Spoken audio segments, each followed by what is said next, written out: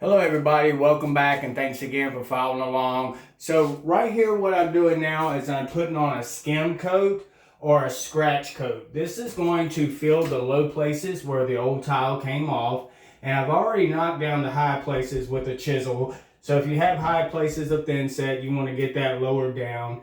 And then this skim coat is going to give me a nice finish to tile with, and it's also going to make a good bonding agent for when the tile goes to the actual wall here. So people know like attracts like. So the chemicals and the bonding agent of the thin set with the thin set will make a really good secure bond, and this will last forever up here. So what we want to do first is we want to mix us up some really good thick thin set, about like mayonnaise right here. As you can see, it's pretty thick. It's good like that, so it's going to stay on the wall. And what we're going to do is take this flat trowel, this mason trowel, and just smear this right on this wall like this. So I'm going to get a big dab of it here, put it on like that.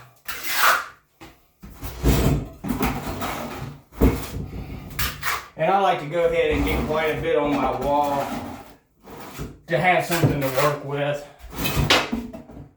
And as you can see, you'll know if you have it the right consistency or not, because you can see how it's staying on the wall like that. That's exactly the way you want it. If it's too wet, it's going to slide down the wall and it's not going to do what you want it to do. So we're just going to take this trowel in here and come in and fill up all these places in here and make a really nice surface. You're going to hold your trowel at about a 45-degree angle when you're doing this. So as you can see, it's making a really nice surface for me to tile on. And it's also going to make a really good bonding agent. This is going to be really pretty when it's done. If you guys want to tile before, stick around. I'll be squaring up tomorrow, showing you how to start square and stay square. As you can see, I'm filling in this hole ever so gently over here with some very thick thin set. Right? So we just want to come around here really lightly. Don't put a lot of pressure and leave it just like that. Alright? And we'll go around it like that and clean it off. Alright? And we'll let that set up a little bit in that hole before we touch it again. We don't want to dig it out. We're going to let that set up in there, and we'll let it set and dry some a bit before we go back over it and take it off. That way to get a good hold in there. And we'll just keep filling our wall up here. This is set and giving us a nice surface that we want.